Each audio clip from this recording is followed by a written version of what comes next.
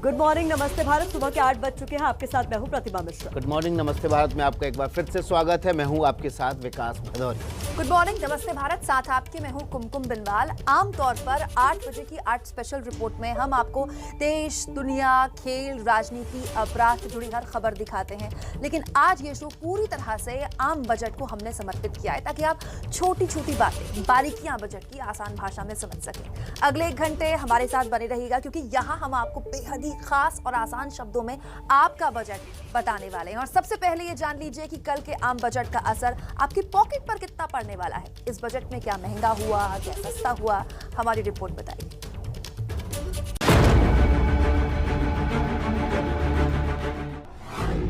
हमारी सरकार ने निरंतर प्रयास किया है कि बजट ट्रांसपेरेंट होना चाहिए।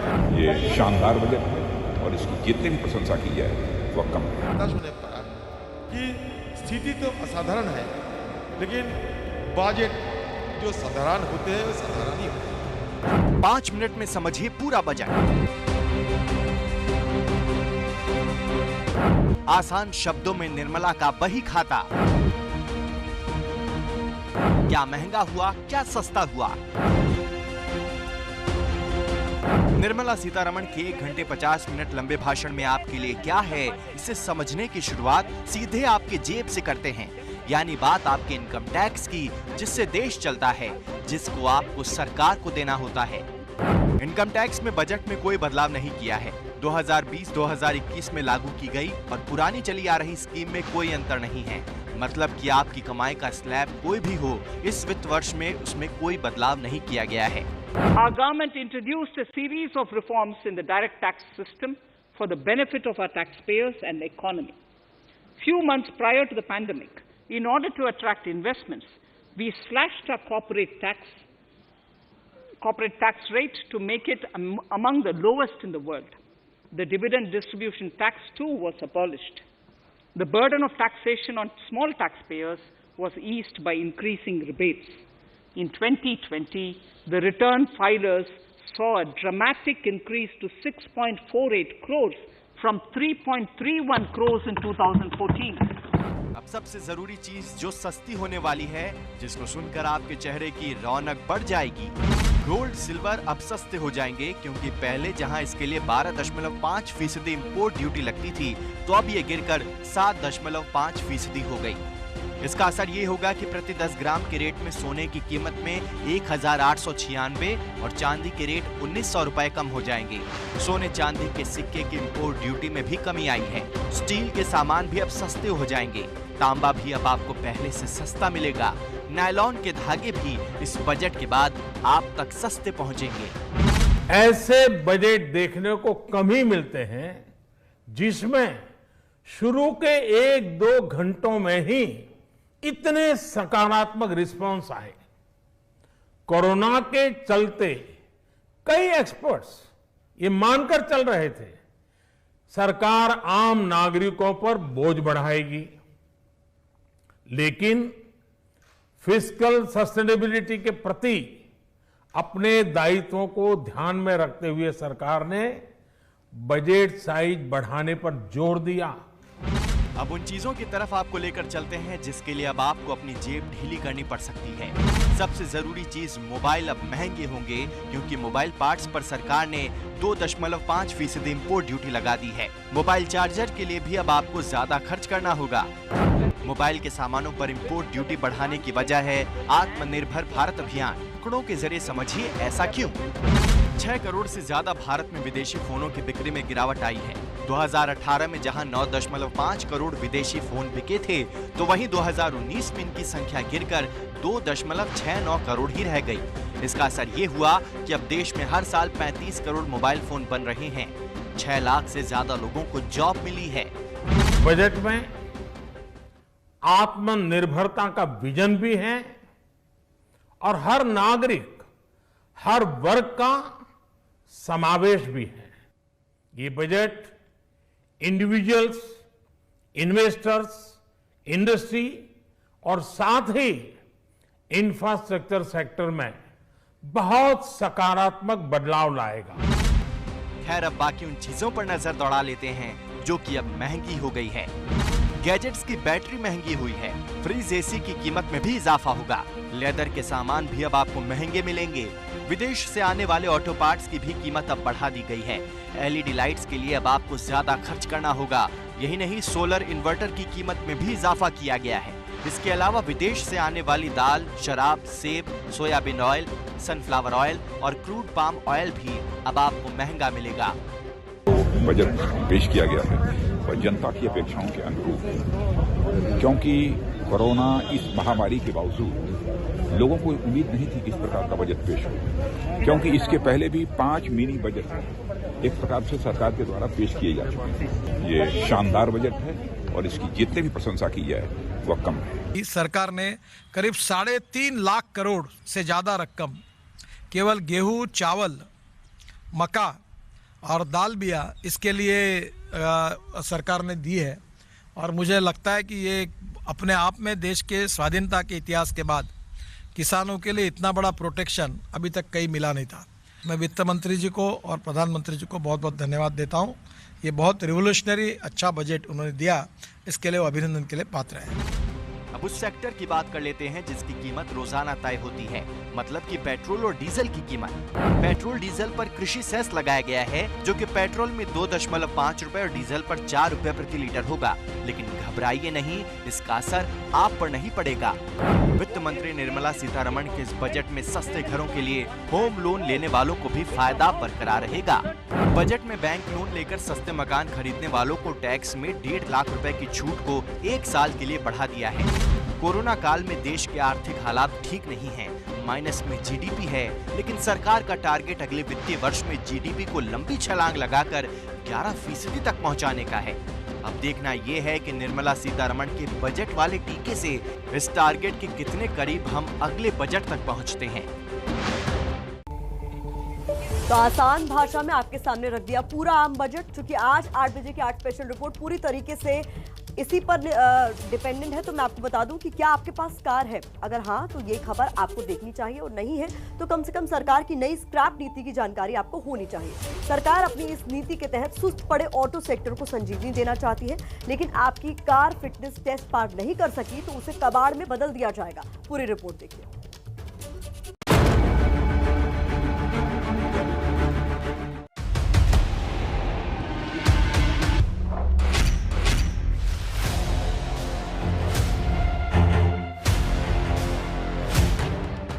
क्या आपकी पुरानी कार अब कबाड़ हो जाएगी?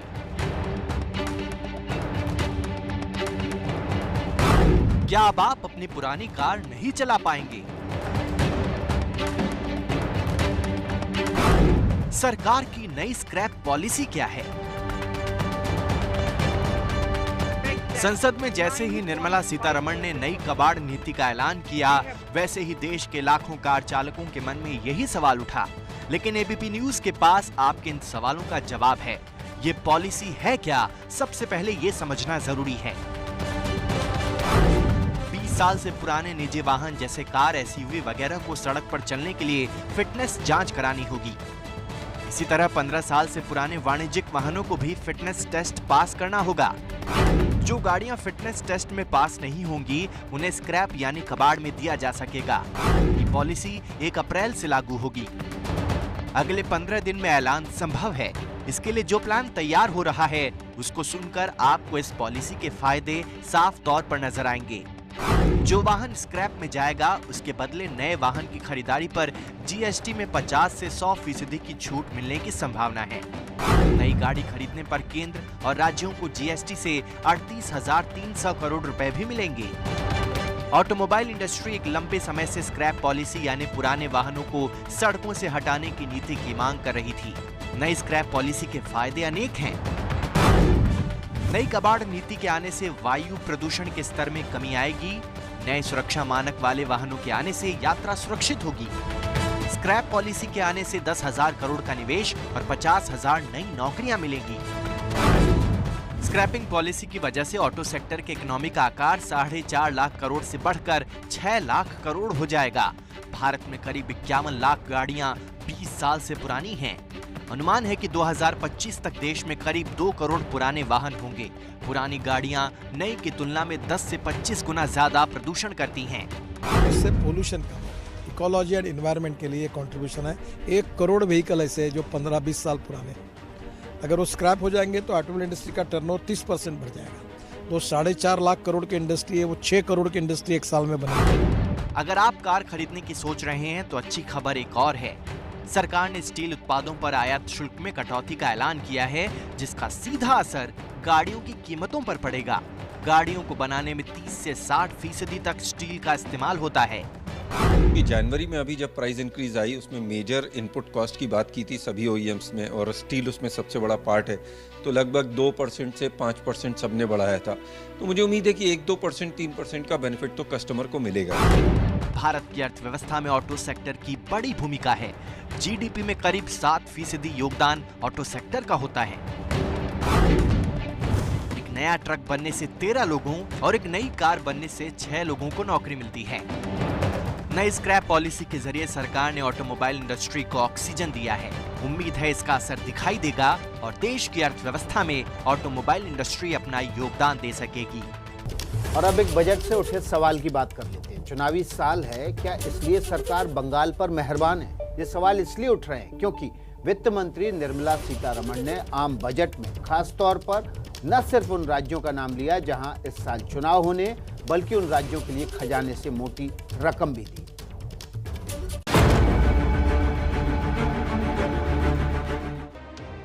पश्चिम बंगाल, केरल, असम, तमिलनाडु और पुडुचेरी, ये वो 5 राज्य हैं जो पूरी तरह चुनावी मोड में हैं और अब से कुछ दिनों के भीतर यहां विधानसभा चुनावों का ऐलान हो जाएगा। वित्त मंत्री आम बजट में पुडुचेरी को छोड़कर बाकी के राज्यों पर मेहरबान दिखी। सरकार ने चारों राज्यों में 2.27 लाख करोड़ के खर्च की योजना तैयार की है और इन योजनाओं के ऐलान के शुरुआत में जैसे ही पश्चिम बंगाल का नाम आया तो पूरी लोकसभा गूंज उठी। 675 kilometer of highway works in the state of West Bengal at a cost of 25,000 crore। BJP सांसदों के इस जोश की वजह थी बंगाल को बजट में मिली अहमियत। सरकार ने पश्चिम बंगाल के लिए 25,000 करोड़ रुपए की लागत से 675 किलोमीटर हाईवे बनाने का प्रस्ताव रखा है। इसमें कोलकाता सिलीगुड़ी राजमार्ग के विस्तार की योजना भी शामिल है। असम और पश्चिम बंगाल के टी वर्कर्स के लिए 1,000 करोड़ रुपए दिए गए हैं। असम में 1300 किलोमीटर हाईवे के लिए 34,000 करोड़ के निवेश की योजना है। ये बजट भारत के कोस्टल स्टेट्स जैसे तमिलनाडु, केरल, पश्चिम बंगाल, इनको एक बिजनेस पावर हाउस बनाने की दिशा में एक बड़ा कदम उठाए। असम में बीजेपी की सत्ता है, जिसे वो हर हाल में बरकरार रखना चाहेगी। लेकिन विश्लेषक मानते हैं कि बीजेपी बाकी के राज्यों में सड़क के रास्ते सत्ता तक पहुंचने की कोशिश में है, खास तौर पर बंगाल में, जहां दीदी भी तेवर तल्ख किए हुए हैं। बंगाल में रोड बनाएगा चुनाव का टाइम में, कभी आप करते कुछ नहीं, खाली झूठा बोलते हैं और झूठा आरोप कर लगाते हैं। यही आपका काम है, और कोई काम नहीं है, खाली झूठा भाषण करना। हालांकि सड़क एवं परिवहन मंत्री नितिन गडकरी का दावा है कि बजट में जिक्र भले ही 4 राज्यों का आया हो, लेकिन काम पूरे देश में हो रहा है। हम बिहार में 2 लाख करोड़ के रोड बना रहे हैं, उत्तर प्रदेश में 2 लाख करोड़ के, महाराष्ट्र में 3.5 लाख करोड़ के बना रहे हैं, आंध्र में 2 लाख करोड़ के बना रहे हैं, तेलंगाना में बना रहे हैं। अब वित्त मंत्री ने केवल 3-4 स्टेट का एग्जाम्पल के रूप में रखा है, तो हम सब जगह बना रहे हैं। संसद में सबसे ज्यादा तालियां भले ही बंगाल का जिक्र आने पर बजी हों, लेकिन सरकार का फोकस बंगाल से ज्यादा तमिलनाडु पर दिखा। तमिलनाडु में 3500 किलोमीटर नेशनल हाईवेज प्रोजेक्ट के तहत 1.03 लाख करोड़ रुपए खर्च होंगे। चेन्नई में 63,000 करोड़ रुपए की लागत से 180 किलोमीटर लंबा मेट्रो रूट बनेगा। वहीं केरल में 1,100 किलोमीटर नेशनल हाईवे के लिए 65,000 करोड़ दिए गए हैं। योजना के तहत मुंबई कन्याकुमारी कॉरिडोर भी बनेगा। कहावत है कि सियासी सत्ता का रास्ता सड़क पर किए संघर्ष से होकर गुजरता है, लेकिन इस बार सरकार ने संघर्ष की जगह सड़क पर निवेश का रास्ता चुना है।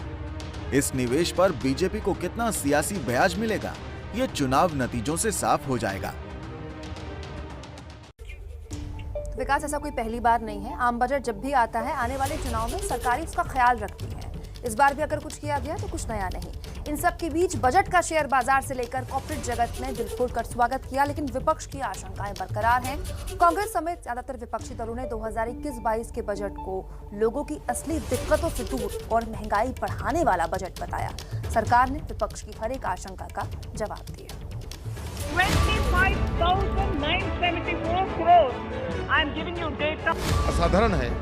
बजट जो साधारण होते हैं वे साधारण ही होते हैं। There has been a complete failure to fulfill what has been announced. ये बजट इंडिविजुअल्स, इन्वेस्टर्स, इंडस्ट्री और साथ ही इंफ्रास्ट्रक्चर सेक्टर में बहुत सकारात्मक बदलाव लाएगा। In the state of West Bengal, 2021-2022 के बजट को लेकर वित्त मंत्री ने सदन में जमकर तालियां बटोरी। 2021-2022 के बजट में कोलकाता से सिलीगुड़ी तक नेशनल हाईवे बनाने, पश्चिम बंगाल में 675 किलोमीटर हाईवे का निर्माण करने का प्रस्ताव है। इस पर सरकार 25,000 करोड़ खर्च करेगी। इस प्रस्ताव पर पश्चिम बंगाल की सीएम ममता बनर्जी खुश होने के बजाय बीजेपी सरकार पर बरस पड़ी।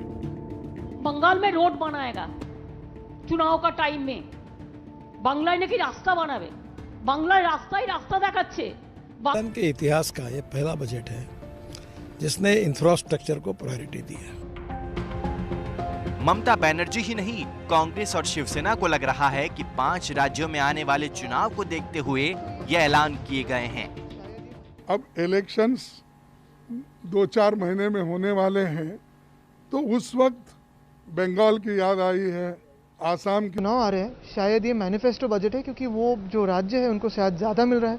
ये बजट भारत के कोस्टल स्टेट्स जैसे तमिलनाडु, केरल, पश्चिम बंगाल, इनको एक बिजनेस पावर हाउस बनाने की दिशा में एक बड़ा कदम उठाया। बजट का दिल खोलकर स्वागत किया है। फिक्की के प्रेसिडेंट उदय शंकर और वेदांता के चेयरमैन अनिल अग्रवाल ने बजट के बारे में क्या कहा, आपको सुनना चाहिए। ये एक अभूतपूर्व बजट है। एक बहुत ही मुश्किल वक्त में से देश गुजर रहा है और बिल्कुल एक ऐसे ही बजट की ज़रूरत थी जो कि जिसमें एक बहुत साफ दिशा है और बहुत क्लियर फोकस है सोशल इंफ्रास्ट्रक्चर पे, फिजिकल इंफ्रास्ट्रक्चर पे और देश की अर्थव्यवस्था को बहुत तेज़ी से बढ़ाने के लिए इसमें बहुत ठोस कदम उठाए गए हैं। इसमें ऐसे सुझाव हैं जिससे कि देश की इकॉनमी तेज़ी से सुधर सकती है। वित्त मंत्री को इसके लिए बधाई, बहुत ही शानदार बजट। ऑनरेबल फाइनेंस मिनिस्टर ने हर सेक्टर को एड्रेस किया है। इसमें देश का बहुत उत्पादन बढ़ेगा, टेक्नोलॉजी और डिजिटल के माध्यम से काम होगा, इंफ्रास्ट्रक्चर, डिसइन्वेस्टमेंट, लोगों को आवास प्रदान करना और रोजगार के अवसर प्रदान करना, ये बहुत सारी प्रमुख बातें आई हैं। मैं पूरी गवर्नमेंट को बहुत कम्प्लीमेंट देता हूँ। तो फिक्की के अध्यक्ष उदय शंकर ने खुलकर वित्त मंत्री निर्मला सीतारमण को बधाई दी। बहुत कम होता है कि फिक्की इस तरह से बजट की तारीफ करे।